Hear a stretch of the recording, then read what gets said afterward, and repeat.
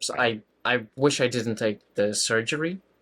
Personally, I think those surgeries are we're not ready to attempt to change our sex in that way, and it pretty much haven't developed at all since the start of like sex change operations in the middle of previous century. All That's of right. those risks that come with it are still there. That's right. It's primitive if you think about it. We live in this illusion that changing your sex biologically is something possible.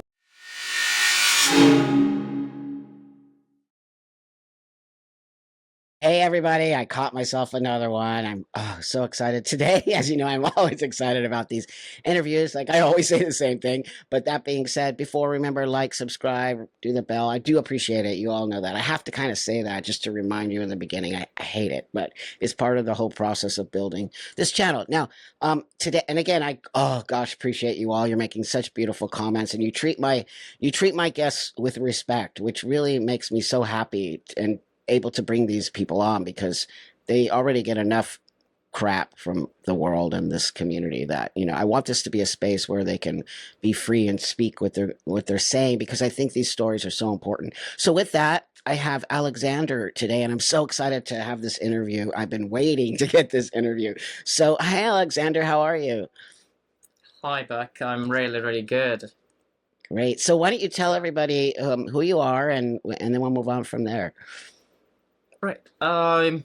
My name is Alexander, and I live in Norway. I have transitioned from male to female and back again for several reasons, actually. I don't think it can be summarized. It's just like one specific reason why I detransitioned. It was just a sum of many different things, really. Sure, sure. I'm sure we'll get into that. Can I ask how old you are? Yes, I'm 30 years old. Most And people the wouldn't believe it. Like, no, you seem very young. I mean, people don't believe yeah, I'm yeah. 61. I So, wouldn't believe it either if I. so with you know, that, when did you start your transition your like transition from male to 19. female? Yeah, Oh, I at was I was 19. 19. Yeah. Oh gosh. And then how many years did you live like that? Uh, I was on hormones for 2.5 years in total. And I lived as a trans woman for maybe 3.5 years, something like that. Oh, wow. Yeah, That's I think it so was three fascinating. 3 years, 3 years actually. 3 years as a female, you did Yeah, at such a young age. yeah. Yeah. I mean, it could be So, much so tell me younger, a little could be bit. much younger, but That's right, and that's why you know that I really do keep my voice in this, because I don't believe children can be making this choice. So I want to know a little bit mm, about. Tell me a little bit about your background, like where you grew up and how you functioned and why you went this sort of way. yeah. So I grew up in Poland. That's where I was born, and I was bullied throughout a big portion of my teenage years before I moved to Norway. So I was called a fag.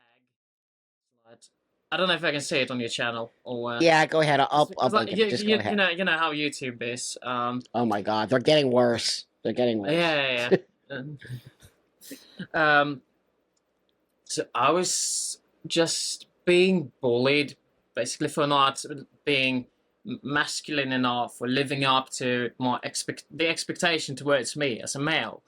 So I was considered quite feminine, although I don't necessarily consider myself to be feminine. I didn't consider myself as such at that time, but I was viewed as such. It was a very macho culture, and we're talking like Eastern European small towns.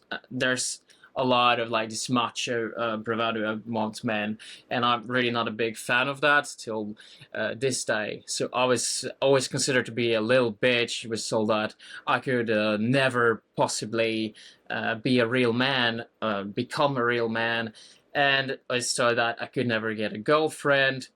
And the funny thing is like how that affects you later in life, because I was dating women just to prove that I can in fact have a girlfriend. It's like, oh, you think I can? I'll show you. um, That's right. but I never actually had interest in women in that way, so it was like just to prove a point. I don't do that anymore, but I did it Right. for a huge portion of my life, you could say. I'm Yeah. sorry. So it I'm was. sorry that it's sad. You know, I got bullied too. It's a horrible space to be in. And I know bullying is just part of childhood. It doesn't make it okay. And I do think some people get bullied more than others. And it sounded to me like you really got bullied. Oh yeah, I got the worst end of that stick, you could say. I mean, there are Gosh. people who have it much worse than me, of course, but yeah, you could say, Yeah. it wasn't easy, and I was so self-aware about a few things about me. Like I have very feminine hands. Hmm. They're like small, feminine hands, and people commented on that basically all the time. So one of the things I was happy about when I transitioned is that nobody commented that on that anymore. You know, they were just hands. They were no longer tiny hands. They were not feminine hands. They were just hands, and I like that, to be honest. You know, now I'm no longer self-aware of that to that degree. I like my hands. I like everything about me, really. So Fantastic. So, you know, that's the other thing is like I have that same thing. I think my hands look like lady hands and my feet. So that's kind of like this dysphoric thing. And people comment, right, on me. They're like, oh, I could tell you that you used to be a woman. Your hands are small. They'll say stuff like that. So it's very interesting because I think that gives us this sort of, you know, you don't want, you're being called, you know, all these names when you're a kid. And they're really attacking your masculinity and they're attacking that you're not a man. And that can just pile on to you on so many levels. And so when you were young too, is that when they were teasing you about your hands? yeah, it was one of those things, basically. Right, There was all a those lot to it. things. Yeah, yeah, but you could say there were more layers to why I transitioned than simply feeling like I wasn't good enough to be a Yeah. man. There was another Okay, layer to great. that, and that layer was Great. my very negative relationship with my own genitals since very early childhood. I always hated having a penis. I was like, I don't want that part.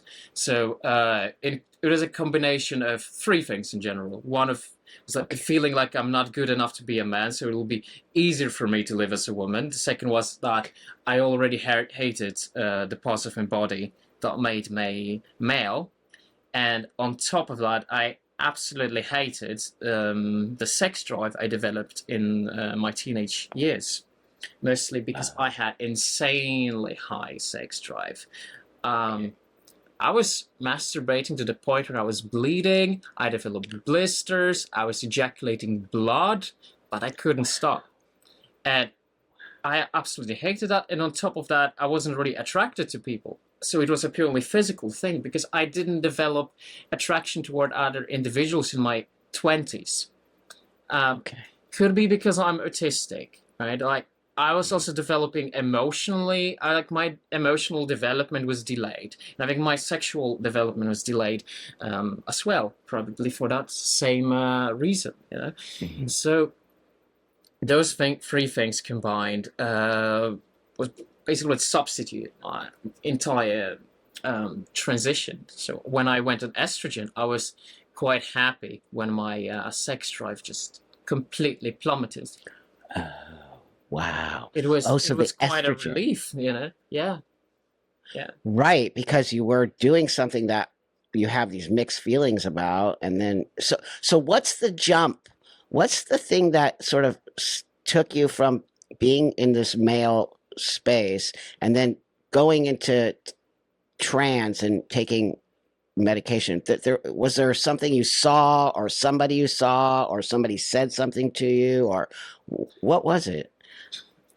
So I think a lot of people are sort of looking for the scapegoat that there must be like something that pushed you there. It's like, oh, I'm spending too much Yeah. time on the internet, spending too much time in a Right. certain community, and that Right. really reminds me of the same sort of excuses people do when school shootings are happening, right? Like, oh, he listened to Merlin Manson, he listened to Ozzy Osbourne, Right. he played video games, violent video games, all of that.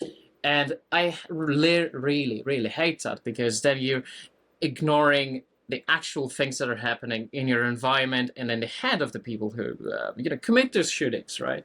So Yeah.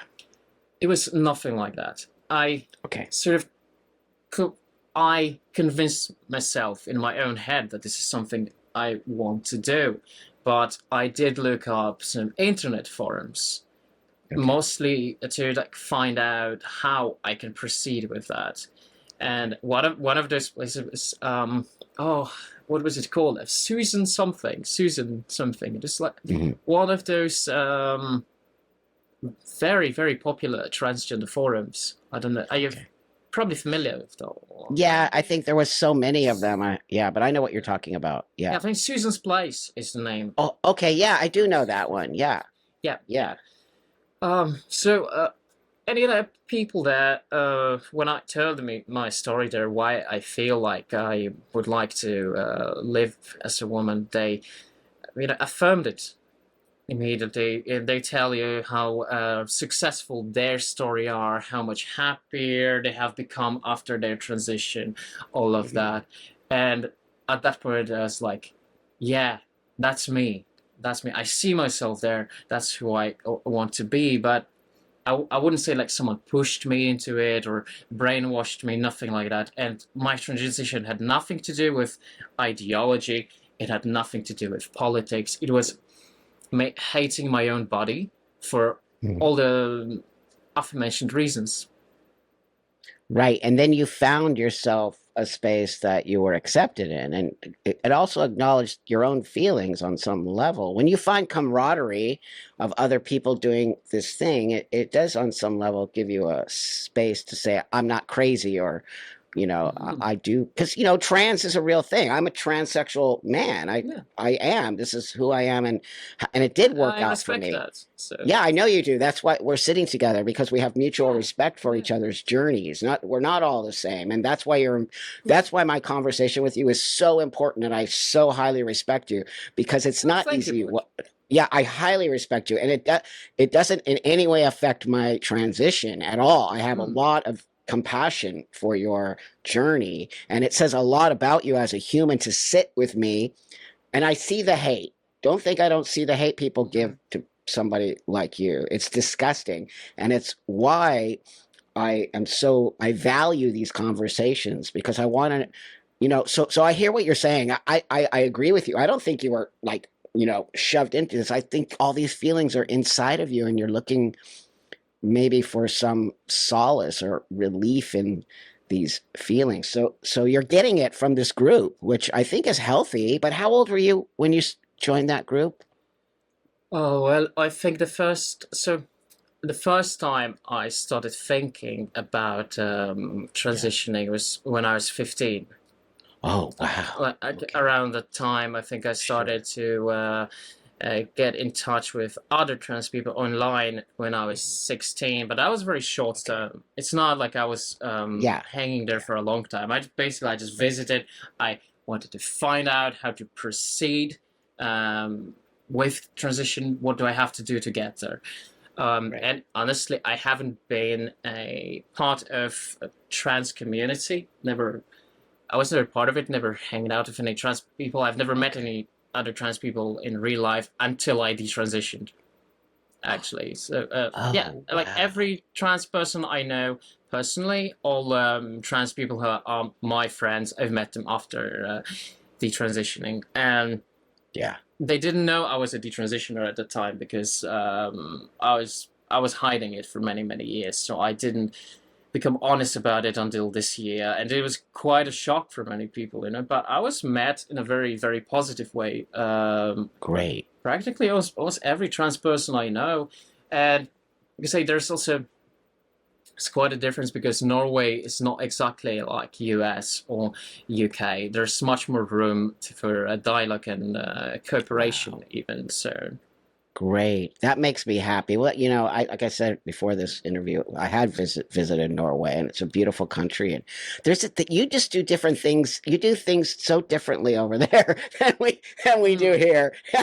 It's yeah, an I mean, actual real thing. it's not perfect. It's not perfect. There's a No, lot but of it has a different energy. I'm telling you, mm, even the way you deal with people who are incarcerated, you actually try to help these people to get out of jail and to, get back into society. I know that about your system over yeah, there. So you have yeah.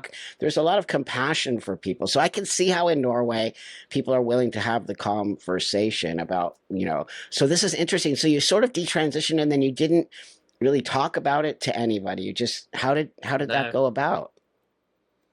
I just swallowed it up and live with it within myself, and Wow. it wasn't easy. Let me tell you. No. You know, it's No. a really really heavy burden you're carrying all by yourself, really. And Oh my God. but also I felt the need to talk about it in some way, Yeah. but I didn't want to admit about anything about my past, mostly because I felt so much shame and guilt around it. Yeah. Yeah. Like I was I, so ashamed of what I did, and I didn't feel comfortable revealing the truth. I was telling a lot of people that I was born intersex, actually, okay. to Okay. explain why. Well, my appearance isn't exactly that of well, a normal biological male, you could say. Also, a lot of people who knew me at the time when I was living as trans, Mm. and when I detransitioned, they thought I was a trans man. They thought I was transitioning from female to Oh male. wow. Yeah, they didn't know I Wow. was trans, and they just assumed I was a trans man who was Interesting. transitioning when I was actually detransitioning. That is fascinating. Do you see? Mm, I don't because this community is so crazy. I can see how people. It's as if they don't want to let you go, or you know what I mean, or everyone is mm-hmm. trans or non-binary or queer, or you know what I mean. There they are slamming another label on you because you might look a little different or act a little whatever that even means, right? Mm. I don't even know what but you know what I'm saying. You're not specifically like macho or you know this situation. So you're full on detransitioning. Did you get any surgeries by chance? Only one. A Only one. very minor Okay. one, penile inversion with scrotal graft. And then oh gosh, wow. Yeah. Okay. So does that affect your um sex space?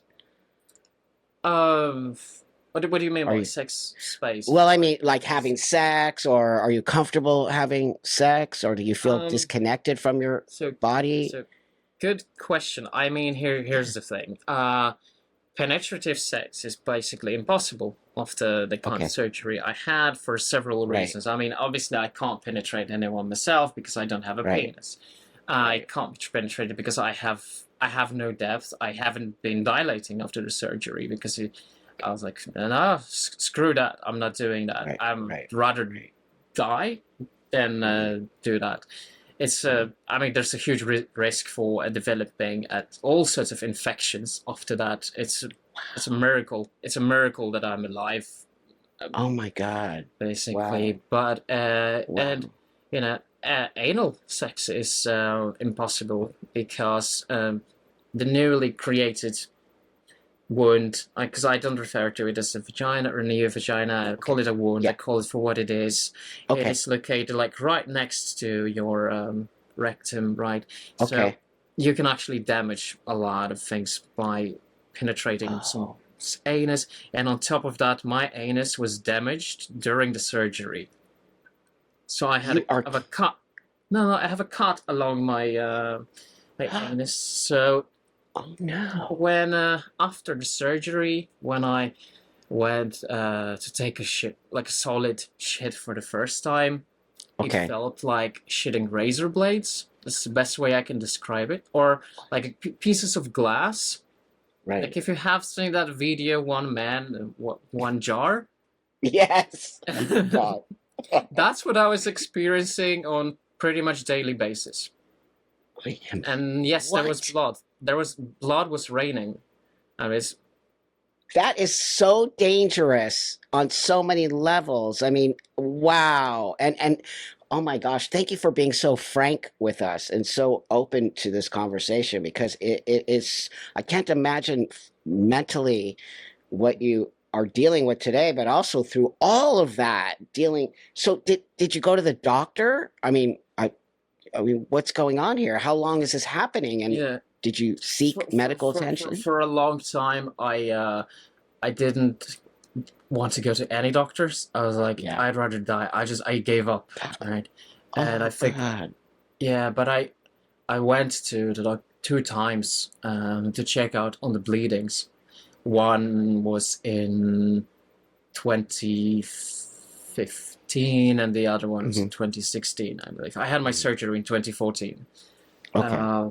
Yeah, they couldn't find anything really, and it's a really uncomfortable situation I where know. you're getting checked down there, especially after I had this kind of surgery. I felt very vulnerable. I absolutely hated that. And you could say that I was bleeding and had really bad pains for 4 years after the surgery.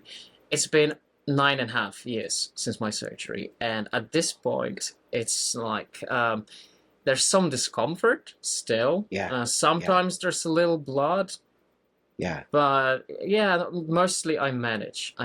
But it feels very uncomfortable to have a bowel movement at this point.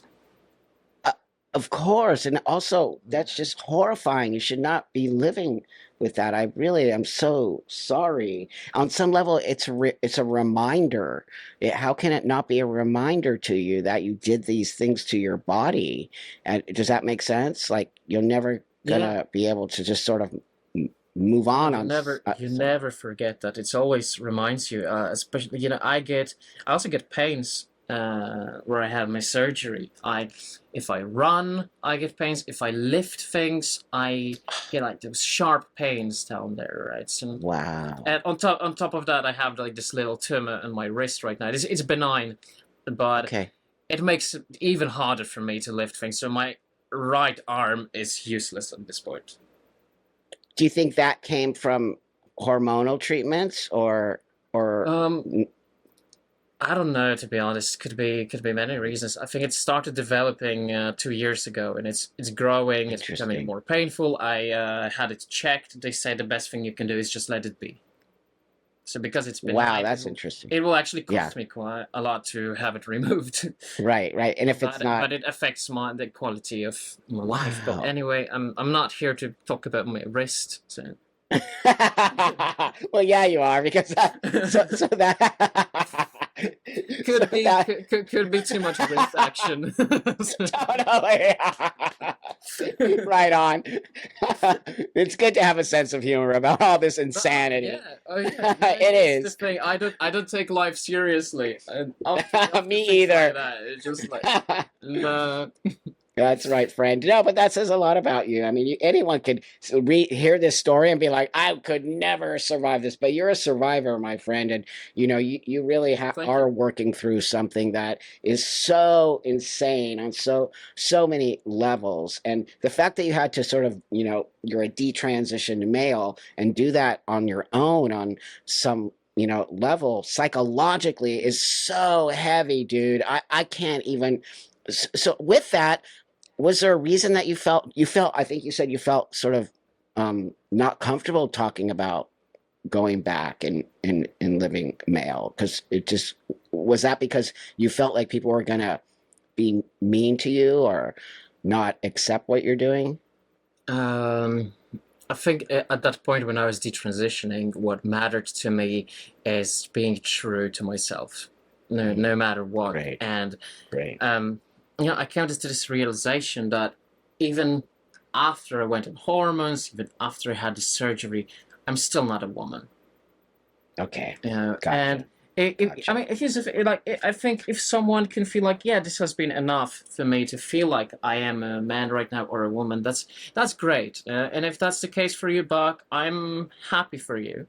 I'm not judging. I'm not the sort of person who thinks that, oh, because that's how it was for me, that must be the Right. case for every single trans person. Right. That's stupid. That's Yeah, stupid. that's right. Um, so I don't do that kind of thing. I think everyone's an individual with their own story, with their own journey, basically. Right. But like for me, I realized that what helped me feel better in my own body, to accept my own body, to not feel dysphoric, was to Yeah. actually accept the biological reality of my body instead of running away from it.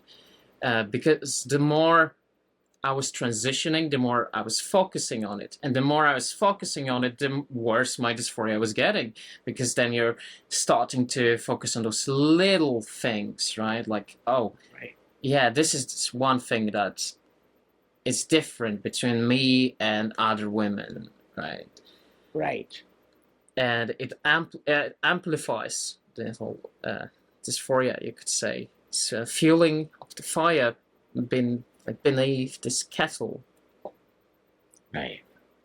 Yeah, no, I think a couple other people have said the same thing that you said to me. It's like as if they kept wanting more, like Mm. they would maybe, remove their breasts and then that wasn't good enough. And then they wanted a hysterectomy and then that wasn't good enough. And then they didn't look male enough. So they started taking more testosterone, which started to create other problems. And it kept becoming more and more. And it wasn't, you're never satisfied. So I look at that as some level of also body dysmorphia and not necessarily gender dysphoria, right? It's a dysphoria with your body and not sort of connecting. That doesn't mean you're trans.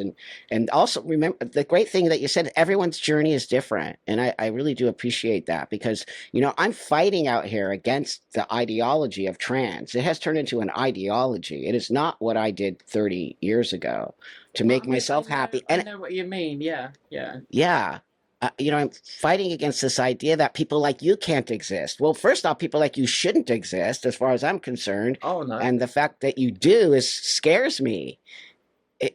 It's not right that you have to live this space now. And on some level, I don't feel there's compassion from a community that always talks about being compassionate and loving. They throw you to the wayside if you're detransition.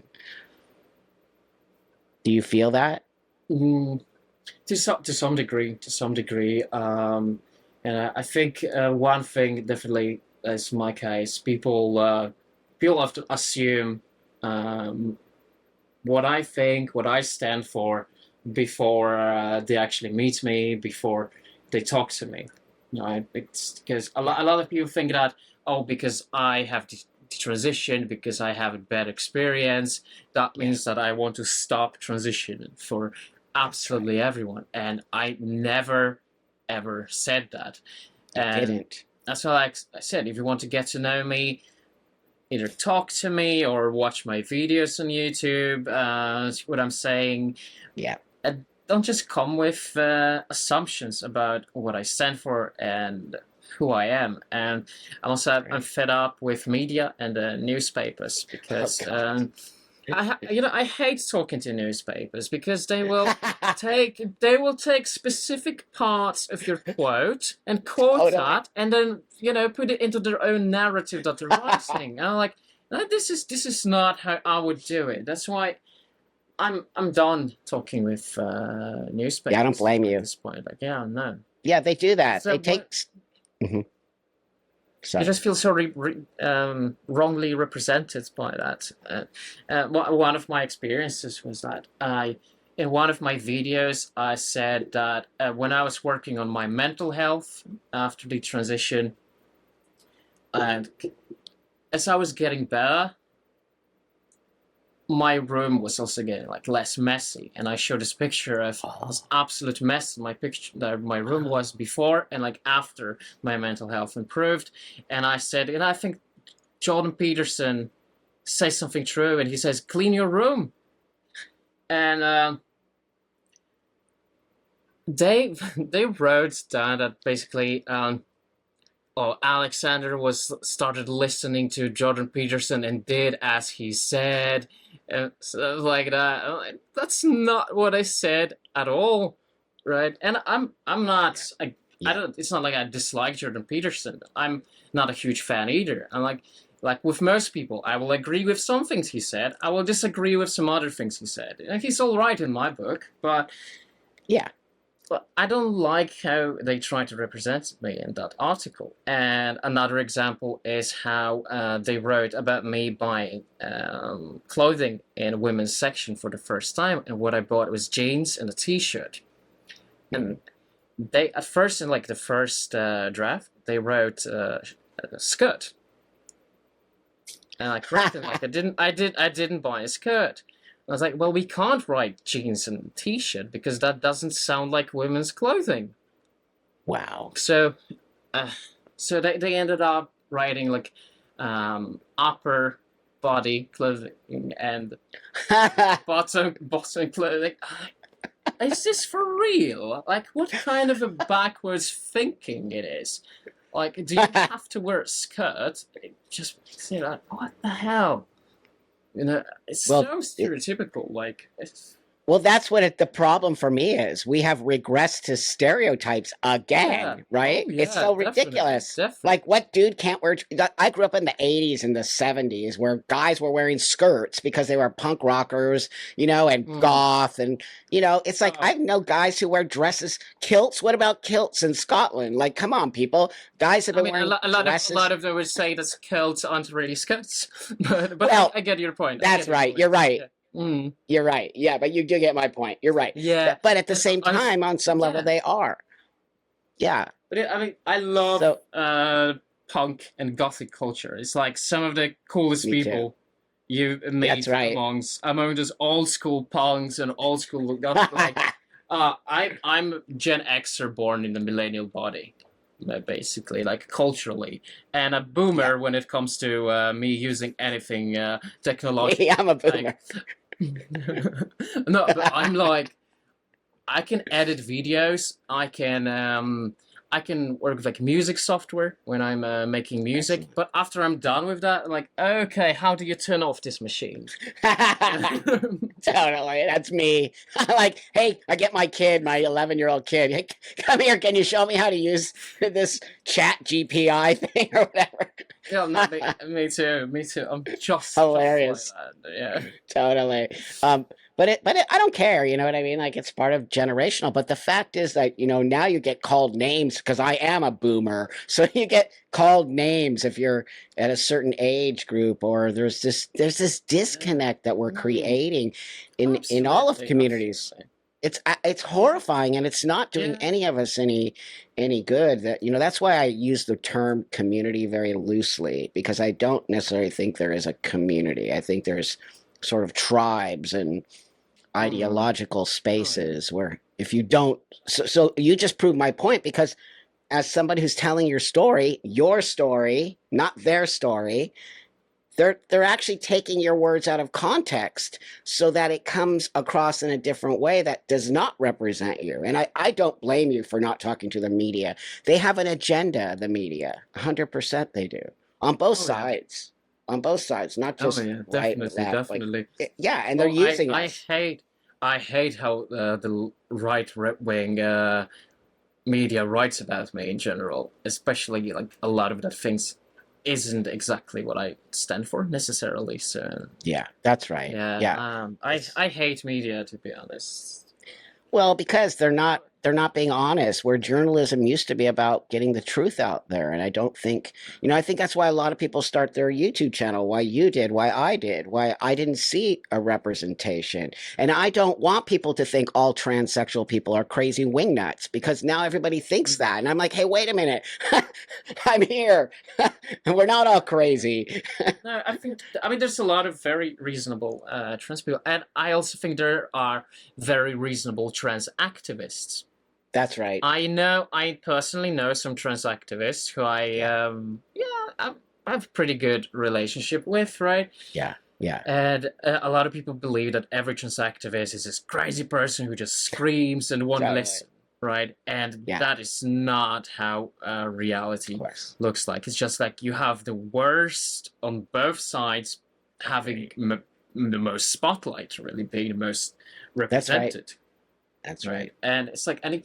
You don't even have to agree on everything, but just talk, have this conversation. We can learn from each other, and I think that's beautiful, you know. But right That's now, right. it's like, yeah, separate women from men, separate people by generation, separate white from the blacks, separate trans from That's gay, and all of that. Yeah, like tribalism at play, because you know, even yeah. though there's more of us, societies are getting bigger, we're still very, very tribal. That's our nature. There's no escaping that. And I also think identity is actually sort of the sign of tribalism. Really, Oh, that's why totally. at this point, I don't believe in identity. I believe in Okay. external identity that you can identify with some ideas, Uh-huh. but I Sure. don't believe in identity such as things like my sex or my sexuality or my skin color Okay. dictates who I am. I refuse that. Like, Okay. I don't care about those things. Like, I don't even identify as a man. I would say that I'm a Okay. biological male, but I don't have any gender identity. I moved beyond that. I transcended that. I'm just human. I'm just a being who is perceiving the reality around me. And that is Great. all I am. Other than that, I don't know who I am. And it's okay to admit that. I think so many people are scared of the simple fact that I don't know who I am. I have no idea. It That's right. scares the shit out of people. That's why we build this wall of identity around us to Great. have some sense of order in this chaos that we live in. I embrace chaos. Oh, you're awesome. You are so you really I align with you on so many things there. You know, I say it all the time. I'm 61. I don't know who the heck I am. Are you kidding me? I've said I don't even know if I ever will. That's why we're putting such a stress load on young people to have to identify. Like these, you know, pronouns are so important. Your identity choice is so the way they grab onto trans identity, like with, you know, all of Mm, that. We're teaching such bad behavior because you can be something the next year, or you could complete. You've grown. That's what I see in you, yeah. Alexander. You've grown. Now it's. I think what's sad for me is on some level, and that just might be my own space, is that you had to go through so much of what you went through, mentally and physically, and to come out on some level the other side as really you're very your thinking is very powerful. Oh, I think thank on you. Thank you. it is. It's very powerful. What you've gone through and come out the other side says a lot about you. You took something like this and you are using it in a positive way, I think, and growing from it. Do you Yeah, feel well, thank you. do you feel like you've grown a lot in the last since you detransitioned? Do you feel a growth? Yes, yes, definitely, definitely. I'm also a very, very dynamic person, so Yeah, my views develop constantly, and I'm always trying to prove myself wrong.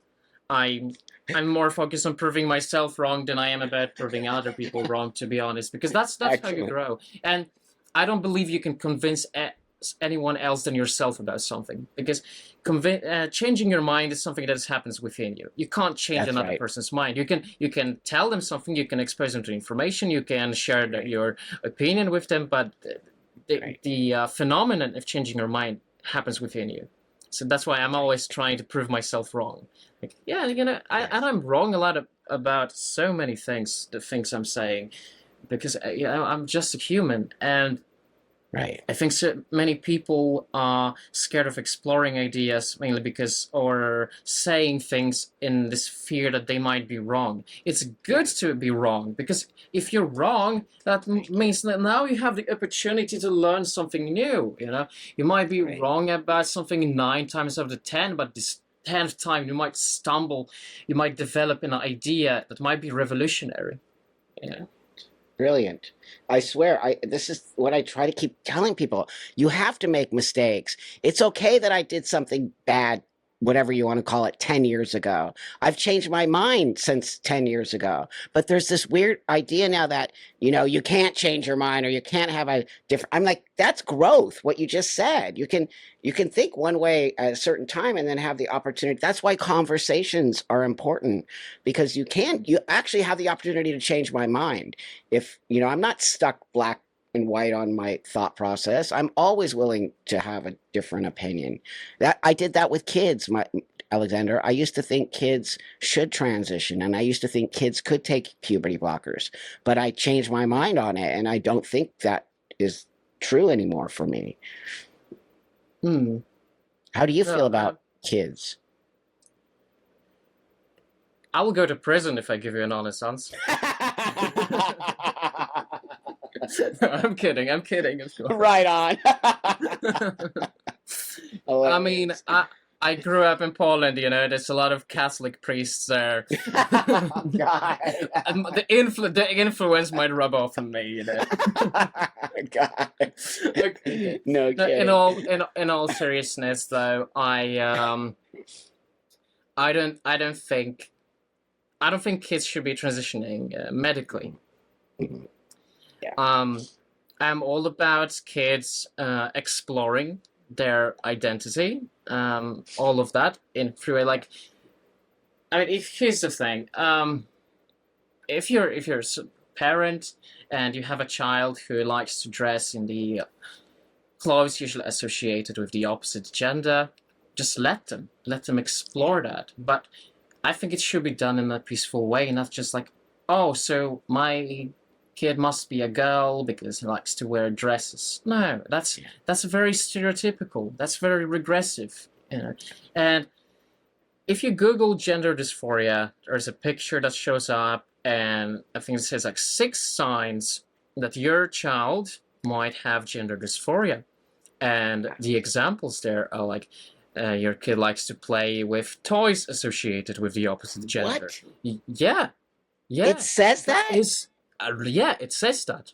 It's and it's so regressive. It's taking so many steps back because we worked so hard to overcome those stereotypes. To say, girls can play with whatever they want, boys can play with whatever they want, and now we're just regressing to those stereotypes. I think it's harmful, to be honest. I don't support that at all. I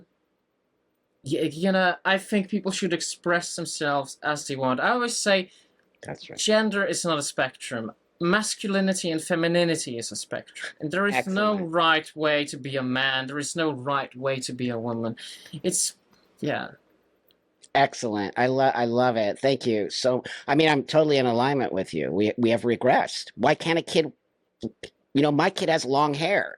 And sometimes he comes home, he's like, I got misgendered 7 times today. But he just takes it, on the chin, like, who cares, right? But that is really the thing, is like, now all of a sudden, the fact that you just told me you can Google gender dysphoria and it says to me there's an ideology, and it says to me there's an agenda, because that's not true. That's not what gender dysphoria is. You can't just blanket, you can't just put a statement like that down across the board. Yeah. I think it's very disrespectful to people who actually have gender dysphoria.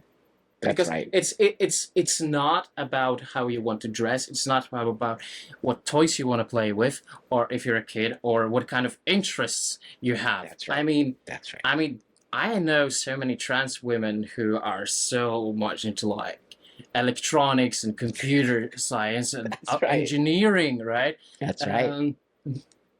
Yeah, I mean, I think that's cool. I think that's well, which are typical male jobs, right? Those are typical male jobs. Absolutely. What about? It's so stupid. Yeah, I mean, typically, because I have people in that arena. Typically, it's a very male-dominated profession, and you don't see a lot of women in that profession. So the fact you're right that a lot of trans women are there, that also says something to me. But I think it's really great what you just said, because I don't think kids should be medically transitioning. I think it's a huge. I mean, you started at 19, and then you changed. You were an adult, and you made the choice, and you realized it wasn't for you. So how? Yeah, go on. I mean, it's not exactly that I realized it wasn't for me. I could have lived a pretty good life as a trans woman. Okay. It's not Okay. like, oh, I felt like a wrong choice. It was more about just Okay. the acceptance, really. Okay. So I moved beyond past gender and pronouns. Like, to me, like, you can call me any pronouns you want. I don't care about that. Right. A lot of if someone asks me what kind of pronouns I'm using, I'm saying I and me, because I'm not schizophrenic. I don't think of myself in third person. You're, you're hilarious because I totally think the same thing. I'm not talking like that. It's just not gonna happen. No, I mean it will. You know how much it would complicate social relationships if I was to Uh, refer to myself in third person. I know it's totally schizophrenic, and the thing is that we're like totally saying it's okay. Just let everybody Yeah. identify as they want, like a clown, like they're identifying as frogs and clowns and cats, and everyone's just like, Yeah. okay, like no, that's not okay. That's just I not. mean, my take on there's a cake gender. People identify as trees and demons, right? But um, my personal thought is that like, if you identify as a tree or as a demon, you're either have serious mental issues or Yeah. you're really, really bored. You probably have zero real life problems. You're very, very, Right. Right. yeah. Nah, I mean, it's, I don't even know what to say. But at the same time, Well, you I said don't it. necessarily think, I don't necessarily think that non-binary is necessarily a bad thing. No, Uh, it's not. And It's not. let me tell you, and I know so many people are shitting on people with non-binary identities, making fun of them. There's a lot of those videos on YouTube. If you watch like those Ben Shapiro reactions to that, I'm not on board with that. Yeah. I think that there's something positive about non-binary identities. It's that Sure. it is a much safer way to explore your gender, explore your identity without medicalization. Because very few people who have non-binary identities transition medically. That's And I right. think that's good because I think as few people as possible should be on meds in general. Totally And agree. synthetic hormones are meds. And I think, in some cases, I think it's all right. I think, Yep. worked out for you, and I'm really, really happy for you, Buck. But I think that for a lot of people, Yeah. it's enough to just experiment with their expression without necessarily taking hormones or doing surgeries and find happiness and fulfillment within that. And I think we need a society that is more accepting towards different expressions of gender. So there's like no shame and no judgment behind that. And I think that's part of where the problem lies. And Mm-hmm. yeah, and a lot of conservatives who don't want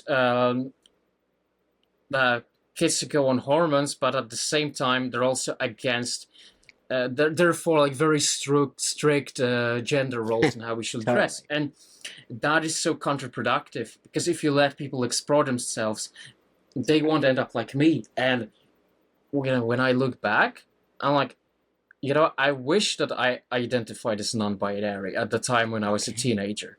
That would probably save me from what I went through, right? Yeah. And I would probably grow out of it because Yeah. I also I grew out of this more feminine role that I fell into. Like I felt more feminine in the past. I went from uh, gender neutral to feminine to androgynous to like masculine to like just transcending all of it. And that was my personal journey, and all of that could have been explored without any hormones and surgery. But again, I think it's on the personal level what works for you. And we shouldn't be so quick into jumping into conclusion that, oh, if your child shows any signs of being trans or having gender dysphoria, they need to be put on puberty blockers. They need to be put on hormones. And I don't think that's always the answer here. I don't think there's one way to treat gender dysphoria. I also think therapy is one of the ways that can actually work. And I'm not saying that this should be the only available way. I don't think we should be forcing absolutely everyone to commit to therapy instead of transitioning. Yeah. But I think it should be the alternative available treatment. I mean, think about it, how many ways there are to treat physical illnesses and how many overlapping symptoms there are when it comes to your physical health. And I think that mental health is very, very similar. And gender dysphoria can have overlap with so many different things, like traumas or homosexuality. If you're born a female and at a young age, let's say you're homosexual, you're lesbian, right?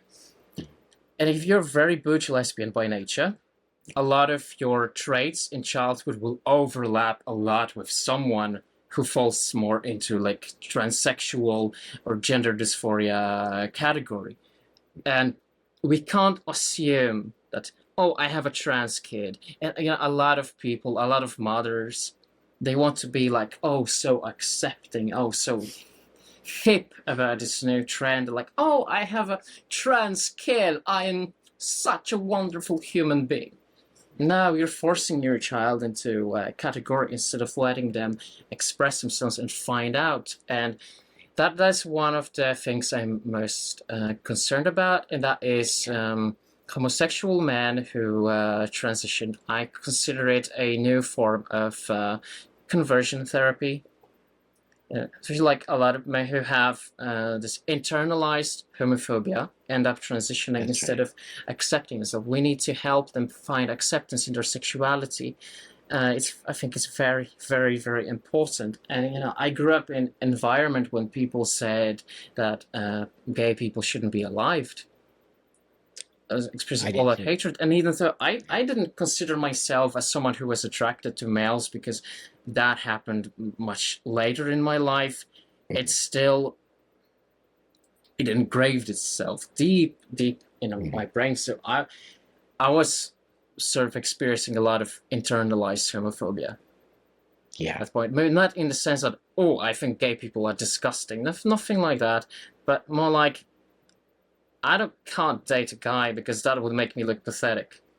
Even after I detransitioned, I was mostly dating women, and there was time when I got involved with some guys, and there was someone I kind of liked, and I was like, yeah, I really liked it, but I just dropped it off completely because I was like, I can't be dating a guy. I should be with a woman.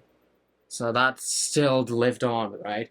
And that is one of the things I regret the most, actually, because I look back at it and thinking, oh, that was so stupid.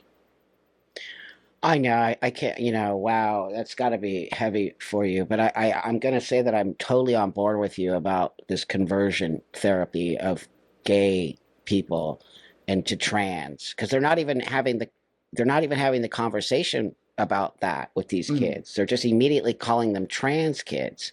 And I'm like, but wait a minute here. These kids could actually be gay, or they could actually be straight, but just having a different way of being. Yeah, exactly. We're not letting kids be kids. We're pushing kids into a space because they're showing something different. When it isn't different, all kids play with that stuff, I think. Well, in my opinion, in my observation. And that's sad, because what about when they grow up and they realize they're just really gay kids and they're not trans? What happens then? No, exactly. And it might be too late at that point. So no, it's not. It's not. And, the whole thing is. I mean, at this point, I sort of live a celibate lifestyle. Oh, okay. Yeah, so and. I think I found peace within it, sort of, Okay. I moved on, I accepted that. I guess I'm to some degree open. If someone would show up in my life that would make me change my mind there, but in general, I'm okay. Sure. I'm in my 30s. I've entered my 30s, and it's a possibility that I will spend the rest of my life alone. I don't feel sad about it. I'm just, Okay. cool. Okay. I don't think it's the Okay. most important thing. I think there's meaning you can find in other ways. Like my Oh, life is meaningful. totally. My life is meaningful. I don't need to have someone in my life romantically or sexually to feel fulfilled. And a lot of the time, I was doing that specifically to prove that no, I am a man because of the things I was told when I was a kid. And I'm like, I don't do that anymore. Well, yeah, I mean, you've grown tremendously. I can even in the hour we spent together, I can see you're extremely intelligent and Thank have you. really Thank you. grown, I think. I mean, I don't know you from before, but you seem very intelligent and you seem as if you've really used this journey in for yourself and growth for yourself. And I just see you working on yourself, which says a lot, you know? Yeah, yeah, no, you could say that, and I always say that I don't necessarily regret the fact that I identified as trans at some point, or that Mhm. I lived as a trans woman, because it was part of my journey. It was part of Mhm. who made me the person I am. Of course, Right. I wish I didn't take the surgery. Yeah. Personally, I think those surgeries are we're not ready to attempt to change our sex in that way, and it pretty much haven't developed at all since the start of Yeah. like sex change operations in the middle of previous century. All That's of right. those risks that come with it are still there. That's right. It's primitive if you think about it. We live in this illusion that changing your sex biologically is something possible. It's not at this point. I think it will be in the future. It Yeah. will be a possibility Yeah. to even change your chromosomes from XX to XY, which is also a Wow. good thing because for people who are born with chromosomal Intersex. varieties, abnormalities, both Yeah. intersex. But Yeah. Down syndrome is also an example of That's chromosomal right. abnormality. Yeah. Things can be cured by changing chromosomes even before you were born, basically. And Right. I think it will be possible to even change that later in life because technology is advancing at a very, very, very high level. Yeah. I'm, as you know, my take on technology is that we evolve through technology. We have been evolving through technology since the Absolutely. dawn of mankind. If you think Yeah. about when we started using fire, we started Yeah. cooking meat. We ate cooked meat. What effect did it have on the human body? We were um, processing food at much much faster rate. All of that energy that went into that was instead used on developing our brains, which Right. made us more intelligent. We evolved through the medicine created Yeah. vaccines. Like we are taller, we sort of live longer. All of that. Although being taller isn't necessarily a good thing, because now your body is producing more cells. And Oh. it takes longer for your blood to circulate. So taller people usually have a shorter lifespan Oh. than shorter people. It's actually a good thing to be Oh. short for your health, Thank you. right? I'm a short man. Thank you. uh, you have a good reason to feel really good about yourself. You know, and I always say I'm just a short man. People can tell I used that that I'm a female. But then you that dysphoria comes up. I'm not a tall man. But that's true It's though. nothing. Technology is so important, and I think Yeah. though I feel with that though I do feel that some of this is being misguided in the trans medicine space. I think we're rushing through things. We're using people to do this, especially young people. We don't have the understanding of all what these hormones do long term, puberty blockers, all of this stuff on some young body. So I do believe that technology is advancing us, but I think this trans space and all these surgeries that we know don't necessarily work, we're still doing them, which is so crazy. Hmm. It's crazy to me. No, it is. It is. It is absolutely crazy. And even though I'm quite positive towards technology and what it can bring Yeah, us, I think there's also a level of danger to that at the same that's time, right.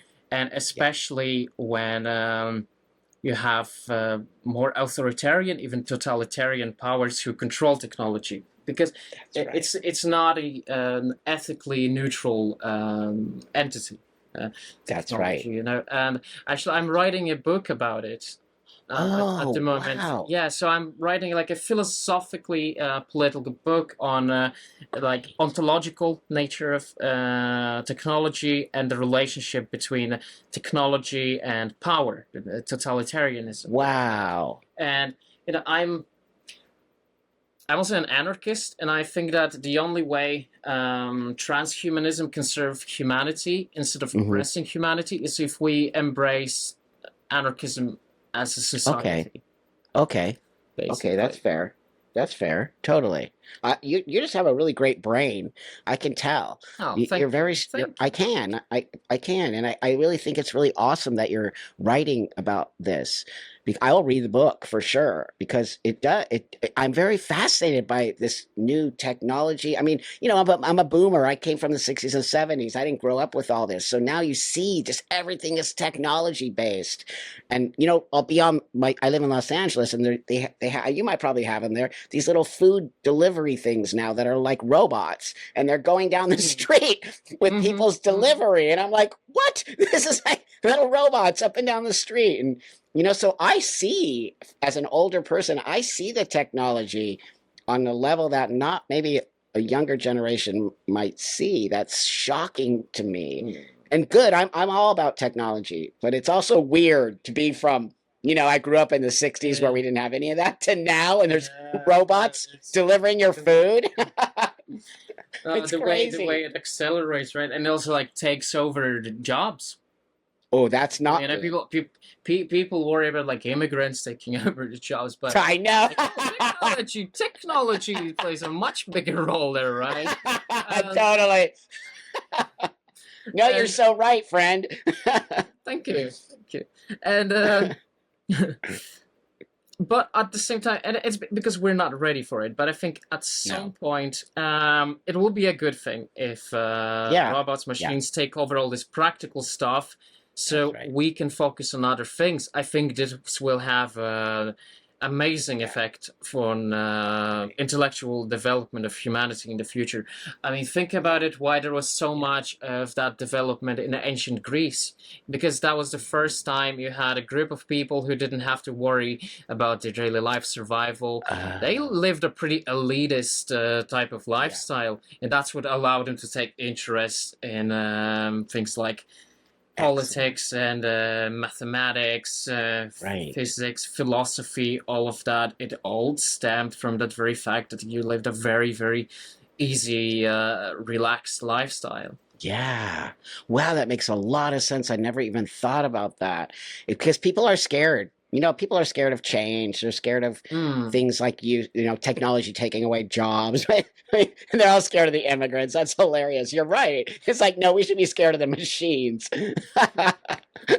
running I rogue think all over us. I think it'll be a great way for both uh, okay, I wouldn't say natives, but the Mhm. citizens of a certain country and immigrants to connect, because Mhm. well, we're fighting here, we're taking each other's jobs. Like, hey, That's right. those bastards are taking our jobs now. So real. Someday we're Yeah, gonna be like, yeah. You know, at the same time, I also think a lot of both turfs and some trans people disagree with me, and they don't like me. I'm like, you guys should bond over your shared hate towards me. I'm like, I'm here uniting people. That's right, dude. No, no, I'm So, totally on board with you. I stand in the middle of that too. All hate me, but I'm like, look, I'm trying to have conversation with you all, and like, you got to mm, find that common ground. It's like you're just gonna be yeah, like this all day. Blah. Like, what is wrong with yeah, everybody? That's exactly. not You know, how we move forward. I Yeah, love your attitude, Buck. When it comes to building bridges. that's right. I think it's necessary That's at right. this point, you know, That's right. I mean, because we don't have to love each other, but we have to be on this earth together, you and I. And look, I just sat with you for an hour, and I just think you're amazing and awesome. And we might thank not you. have You ever too, Buck. had this. Yeah, thank you. We might not have ever had this conversation, and we could have been like, well, he thinks this way, and they, blah, blah, blah. But the minute you have a conversation with somebody, and not to say that I felt that way about you before, I didn't, but what I'm saying is like just having these conversations, I think even for the people who are going to watch this, they're going to get a different perspective because they're not hearing your voice on some level. You have your channel, but they might not see that. And now they get to say, oh, I see. That's how conversation creates a much more compassionate society. I believe Oh, that. absolutely, absolutely. Yeah. Also, I live in Norway, but only like 2% of my audience on YouTube is from Norway. That's very little. So those people from Norway who talk about me or know about me, they don't know me from the content I'm creating. They don't know me from what I myself am saying. They just know me from what they read about me and or hear about me in Norwegian media, right? And that is not something that I control, basically. And That's great that you said that.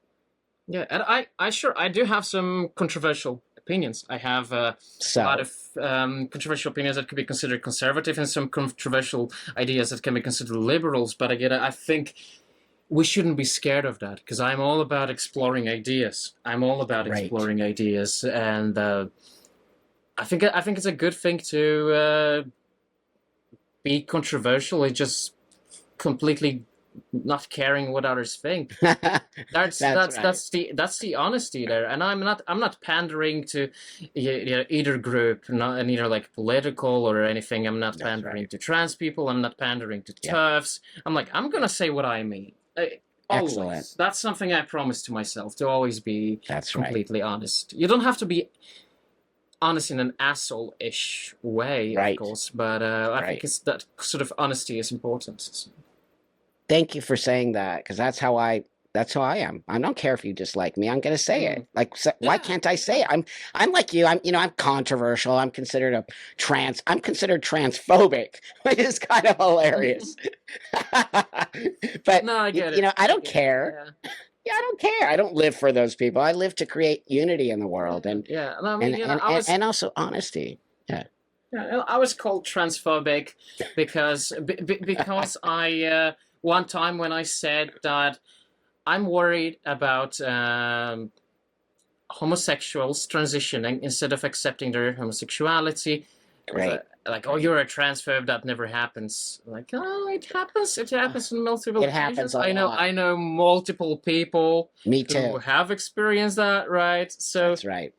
I wish people would just stop pretending that isn't happening. Well, they're gaslighting us. They're gaslighting us. They're trying to make us think like we don't see what we do. But anyway, who cares? Exactly. That's the insanity of it all. And that's why we have these normal conversations, to show that what people seeing out there isn't necessarily all true. And so with that, Alexander, I'm going to put your YouTube channel in the description of this video if you would like, so people can go and check out your channel and listen to more of your stories, which are really profound and very powerful. And I really hope that you all leave Alexander some beautiful comments, because he's really given himself to me today and to us to hear something different. And I do appreciate you a lot, Alexander. I hope that stay friends, and when I come to Norway, we can hang out a little bit. That would be so cool. If you ever find yourself in Oslo, I will. I can take you to my favorite pubs. Awesome. We're gonna have so much fun. I'm a pub person. I love pubs. I love it. Let's do it. So thanks, Alexander, for your time. I do appreciate you so much. And remember, everybody, like, subscribe, comments help push this up. And you know what to do, friends. And I'll see you on the live this week. So thanks again for watching.